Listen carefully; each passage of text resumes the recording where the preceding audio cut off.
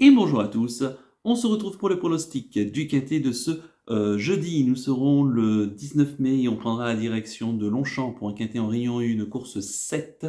C'est le prix des 15-20. C'est un handicap première épreuve de type classe 2 pour des chevaux âgés de 4 ans et plus. Il y aura 1700 mètres à parcourir, on sera sur la moyenne piste, arrivé au deuxième poteau. Et ils seront 16 au départ donc, de ce handicap intéressant avec des chevaux qu'on connaît par cœur. Donc à noter que l'arrivée sera donnée au deuxième poteau et que le départ sera donné aux alentours de 20h15. Je vais tout de suite et rapidement vous donner mes 8 préférés. J'ai retenu en tête le 14, Goldino Bello, pensionnaire de Gavin Hernon, la monte de Christophe Soumillon. Il a tiré le 3 derrière les stades de départ. C'est un cheval qui va certainement figurer, je pense, dans les premières places. C'est un cheval qui est vraiment à la recherche d'une victoire à ce niveau-là. Par 2 reprises ces 2 derniers coups, il tourne autour du pot, terminant deuxième à Saint-Cloud et troisième récemment dans le quintet de Bordeaux. Ici, en plus, on a fait appel à Christophe Soumillon, un cheval qui est vraiment, je vous dis, proche d'une victoire. Il avait terminé deuxième de Haïbari l'automne dernier sur ce tracé-là, un tracé qu'il aime beaucoup. Il a un petit numéro de corde, je trouve qu'il a beaucoup d'atouts dans son jeu. En deuxième position, j'ai mis le 12, Aïbari, pensionnaire de Mathieu Bram, la montre d'Eddie Ardouin. Il a tiré le 5 derrière le stade de départ. C'était mon coup de cœur dans le quintet du 21 avril, où il se classait excellent troisième à près de 17 contre 1. Le cheval n'adore que les pistes bonnes. C'est un cheval vraiment uniquement de bon terrain, qui ne se met qu'en valeur dans cette configuration-là. Alors c'est vrai qu'on annonce des orages dans la nuit de mercredi à jeudi dans la région parisienne, mais je ne pense pas que ça devrait suffire pour alourdir les pistes. La piste qui, à mon sens, devrait rester très bonne, puisqu'on annonce même le retour du soleil durant la journée de ce jeudi. Si ça se passe bien pour Aibari, si la piste évidemment n'est pas très souple, et si la piste reste juste bonne, le cheval, en mon sens, doit encore une nouvelle fois terminer dans les 3 premiers ici. En troisième position, j'ai mis le 15, Super Sonic. Pensionnaire d'Anastasia Vatel, la montre de Grégory Benoît. Il a tiré le 10 derrière les stades de départ. On était chaud dans le quintet du 10 mai à Chantilly. Malheureusement, le cheval, même s'il n'a pas été forcément heureux, conclut quand même à la 7ème place. Il courait pas trop mal. Alors on va prendre ça sous le compte de la fameuse deuxième course après une bonne rentrée. Ici, il n'aura plus d'excuses. Je trouve qu'il a beaucoup d'atouts dans son jeu. Un petit poids, bon numéro quand même derrière les stalles. Ça reste encore en viande en tout cas. Un cheval qui adore cette piste de Longchamp, où il n'a pratiquement jamais déçu. Lui aussi, une piste bonne qu'il affectionne. Je trouve qu'il faudra quand même le racheter ici. En quatrième position, j'ai mis le 6, Roquemont, pensionnaire de Christophe Escudé, la monte de Franck Blondel. Il a tiré le 9 derrière les stalles de départ. C'est aussi la casaque de Gérard Augustin Normand, comme Super Sonic. Le cheval qui revient dans les handicaps, il n'a plus été revu depuis le 21 décembre dans cette catégorie. Il était pris en 39,5 de valeur, ce qui est pratiquement pareil, puisqu'il est en 40 maintenant ici. Et quand il était estimé en 39, il avait gagné à Marseille-Vivo. Alors il revient ici en région parisienne, à Longchamp. Il s'est mis dans des bonnes courses à condition récemment, dans de bonnes factures où il s'est très bien comporté. Je pense que le cheval ici, bon certes peut-être pour la victoire c'est un peu plus compliqué, mais pour une belle place, tout est envisageable. Lui aussi va adorer les bonnes pistes.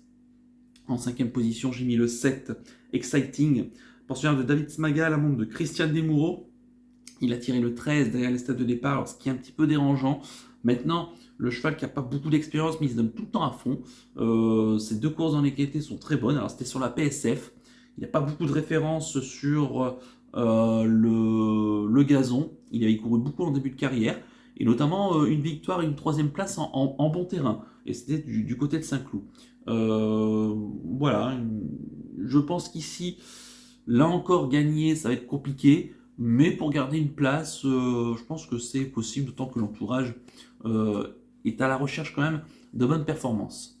En 6ème position, j'ai mis le 2, Hooking, pensionnaire de Philippe Decouze, la montre d'Aurélien Lemaître pour la cadette de l'écurie Griezmann. Il a tiré le 15 derrière le stade de départ. Sa rentrée était excellente, je trouve, du côté de Lyon-Paris.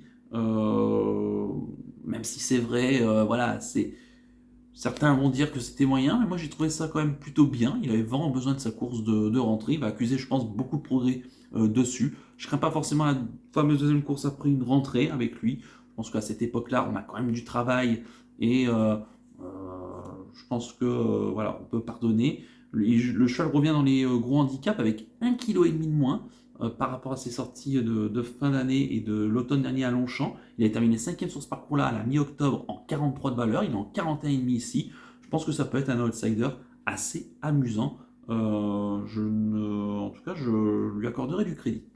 En 7e position, j'ai mis le 8, Simon's King, pensionnaire de Marianne Wetzmayer, la monte de Maxime Guyon. Il a tiré le 11 derrière le stade de départ. C'est un 4 ans qui avait bien couru pour sa première sortie dans les handicaps. Un 6e d'inquiété au tout début du mois d'avril à Longchamp. Il était estimé en 38,5 de valeur. Alors, depuis, il a gagné une course à condition du côté de Chantilly. Sa valeur a été revue à la hausse. Il est maintenant pris en 40. Pareil, c'est un choix un peu comme Exciting, un choix qui n'a pas beaucoup d'expérience, mais qui semble avoir de l'avenir dans cette catégorie-là. D'autant qu'on a fait appel à un bon jockey, Maxime Guyon. Je pense qu'il est en mesure quand même de pouvoir disputer au moins les places.